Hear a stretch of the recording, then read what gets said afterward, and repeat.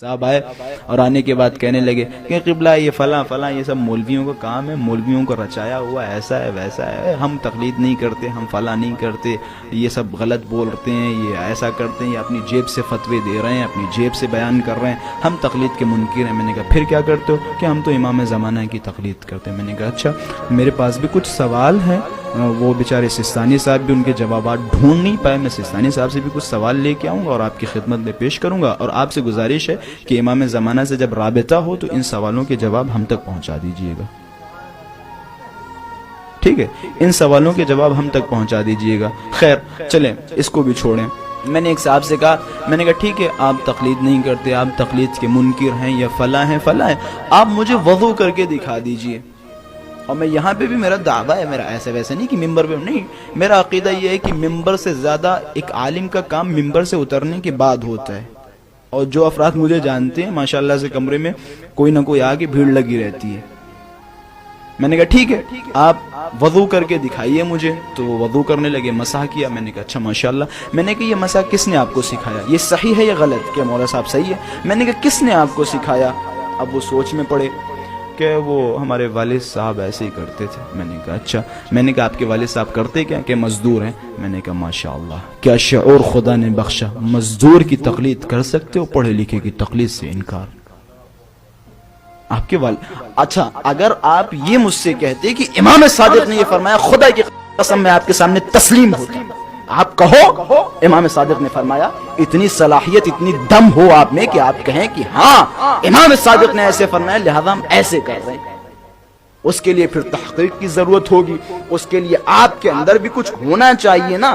میں کہتا ہوں میری دعا ہے، خدا کی قسم میری دعا ہے، میں دعا مانگتا ہوں نماز میں، پروردگارہ مجھے تقلید سے بچا۔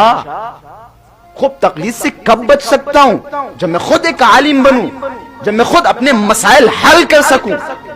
ہم تقلید کرنے کے لیے مجبور نہیں کر رہے ہیں کسی کو، یہ تقلید کرنا در حقیقت ہماری مجبوری ہے، ہماری مجبوری ہے، نعمت ہے۔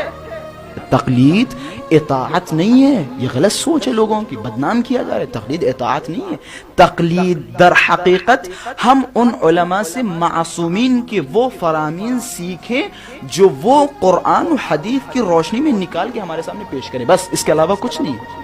کسی مرجع کا احترام ذاتی نہیں ہے، یعنی مثال کے طور پہ فلاں مرجع جب پیدا ہوا تو اسی وقت وہ مرجع تھا، ایسا کچھ نہیں ہے۔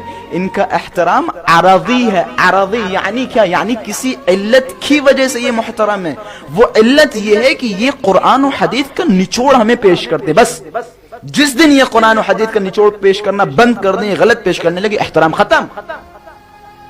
کوئی اطاعت ہم نہیں کر رہے ہیں، ہم مجبور ہیں، ہم مجبور ہیں، یقین جانے ہم مجبور ہیں۔ اب وہ افراد، میں کسی کی توہین نہیں کر رہا ہوں، خدا کی قسم میرا مقصد توہین نہیں، واللہ میرا مقصد توہین نہیں، مجھے صرف ایک حدیث میرے ذہن میں ہے جس حدیث کے تحت میں بیان کر رہا ہوں۔ مولا نے ایک جملہ فرمایا کہ ہمارے شیعوں کی اہمیت بہت زیادہ ہے، ہمارے شیعوں کی اہمیت بہت زیادہ ہے، بہت زیادہ، اور مولا کو اپنے شیعوں سے بہت ہی زیادہ لگاؤ اور محبت ہوا کرتی تھی۔ روایتوں میں نے پڑھا اگر مولا کو پتہ چلتا تھا کہ فلاں جگہ کوئی شیعہ ہے جو مولا کے طریق سے بھٹکا ہوا ہے تو مولا اس کے پاس اپنے بندوں کو بھیجتے تھے۔ مولا کو ایک شیعہ سے اتنی محبت ہے، جب کوئی شیعہ چھوٹی چھوٹی باتوں کی وجہ سے آپس میں اختلاف کر لیتے تو مولا کے اوپر بہت سخت گزرتا ہے، خدا کی قسم مولا کے اوپر بہت سخت گزرتا ہے۔ یقیناً آج جو افراد چھوٹی چھوٹی باتوں کی وجہ سے ایک دوسرے سے الگ ہیں، در حقیقت وہ لوگ ایتام آل محمد ہیں۔ مولا نے فرمایا مولا نے کہ جو لوگ ایتام آل محمد کا خیال رکھیں اس کی یہ فضیلت۔ جب کسی نے سوال کیا مولا یہ ایتام آل محمد کون ہے، یہ آل محمد کے یتیم کون ہیں، تو مولا نے فرمایا یہ یتیم وہ نہیں ہیں کہ جن کے باپ مر گئے ہوں، کہ یہ یتیم وہ نہیں ہیں کہ جن کی مائیں مر گئی ہوں، بلکہ یہ وہ لوگ ہیں جو علوم آل محمد سے دور ہو گئے ہوں، وہ آل محمد کے یتیم۔